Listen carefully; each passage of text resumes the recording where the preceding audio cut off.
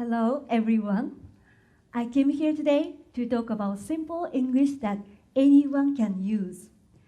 You see, I am a non-native speaker of English. I couldn't speak English. I couldn't write English. But now I can communicate to you what I am doing and why it is important.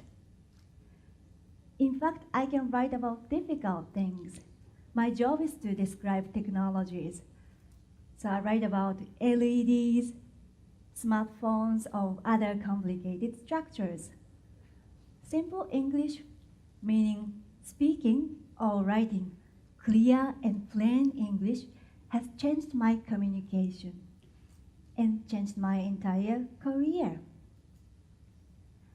My talk today is for all the non-native speakers of English, including Japanese, and those who are natives may also find my talk interesting by watching how non-natives struggle and how your advanced English or our complicated English can be broken down into simple and clear English. Let me start from my story. Back in 1993, I was at university in Kyoto. I was bored, depressed, and I had no bright future. I studied English, but I couldn't speak English, and the life was not what I expected.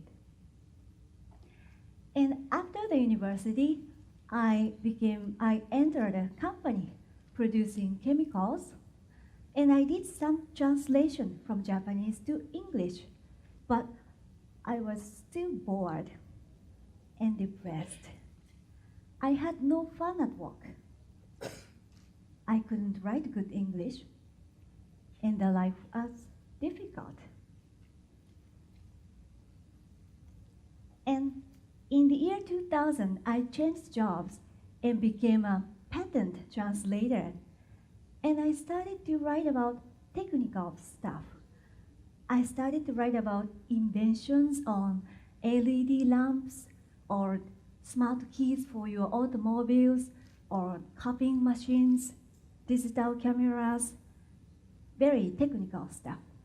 And in the process of writing on those technical things, I started to realize that I don't need any advanced or complicated English.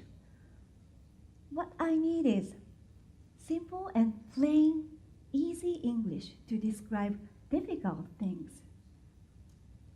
And I started to read books of what is called technical writing, and I liked their ideas. They say, for example, use the active voice, put statement in positive form, use concrete definite language, omit any needless words, and avoid fancy words. I liked their idea. So, for example, instead of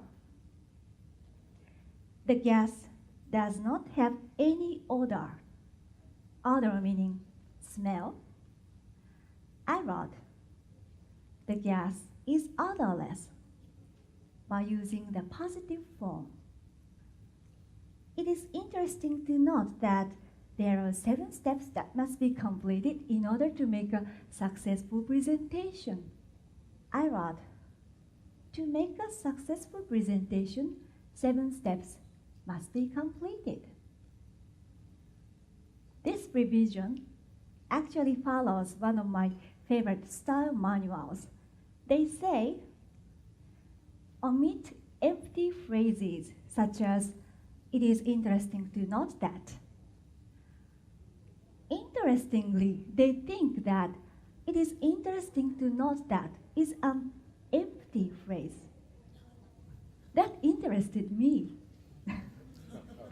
And they say avoid any unnecessary words, and they say write economically by using single words.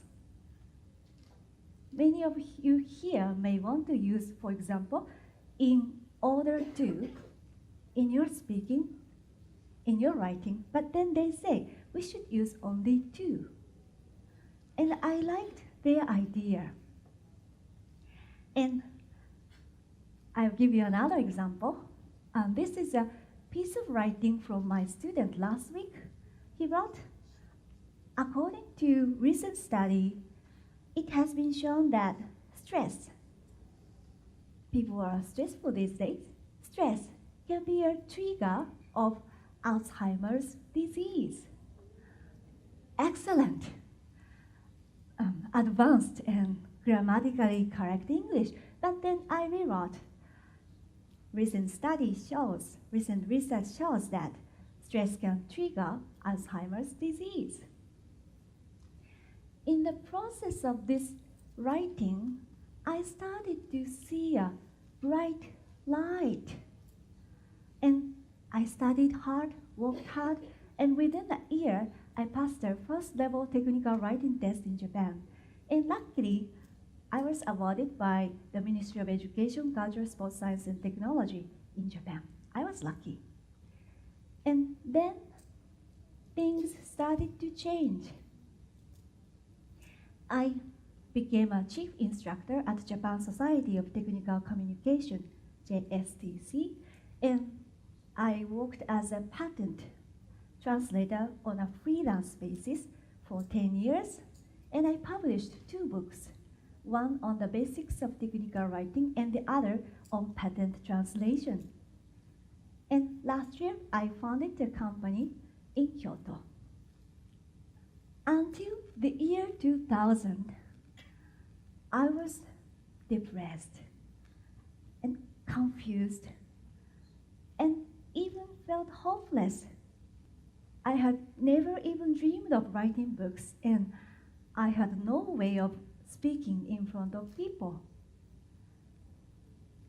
Simple English changed me.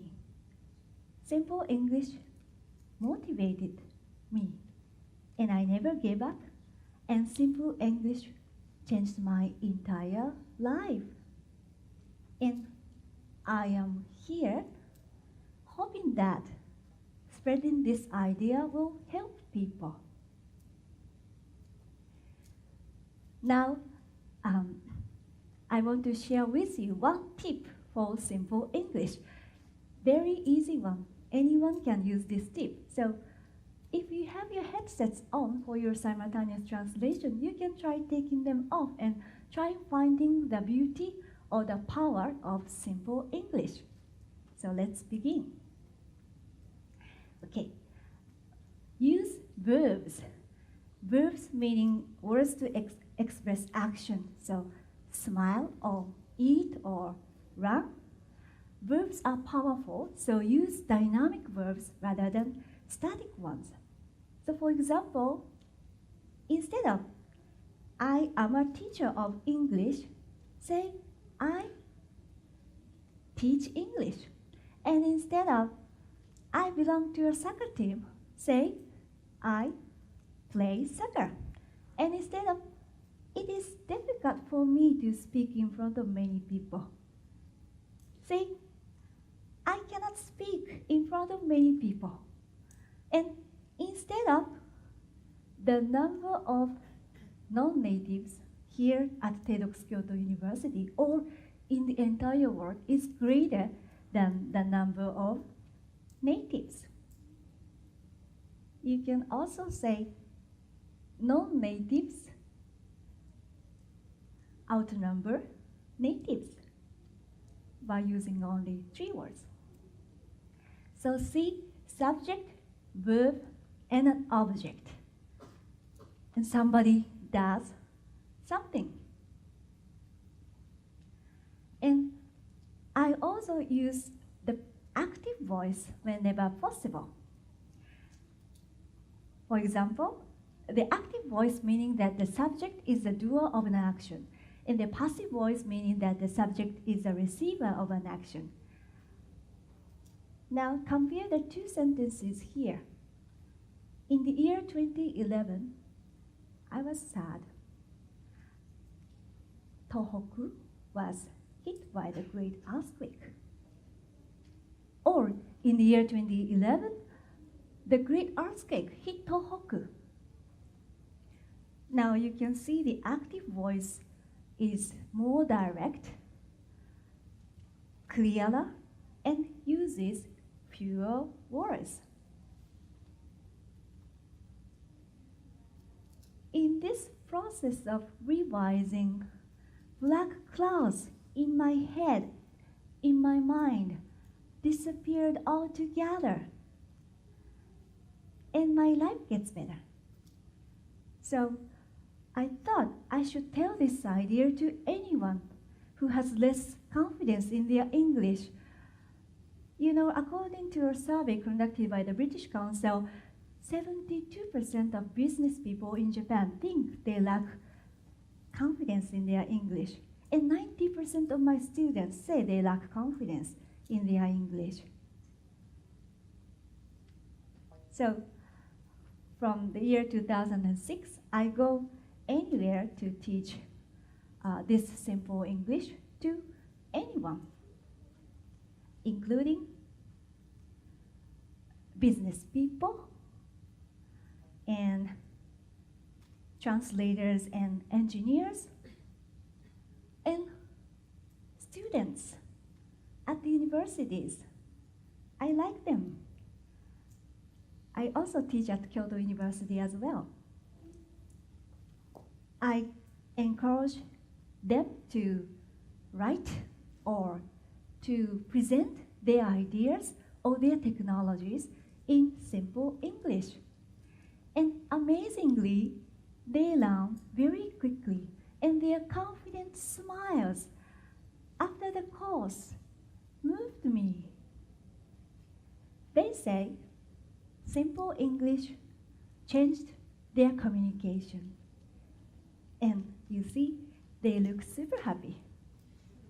So this is my final message to you. Try using simple English. Talk to people around you, especially you have lunch break after the session. Introduce yourself in simple English. Again, you don't have to say, I am a student at Kyoto University. I belong to a polymer department. Or I work for an I work for a manufacturing company of diesel engines. I am, by the way, an engineer of designing department. It's difficult. So just say, I study polymers, or I develop diesel engines. And also, talk to speakers here at TEDxKyotoUniversity. You find them around, talk to them. And again, you don't have to say, I was interested in your talk, or I found your idea great. You don't have to say that. You can also say, your talk interests me, by using subject, verb, and object. And you can also say, and I hope you would say to me as well, I like your idea. Thank you very much. Thank you.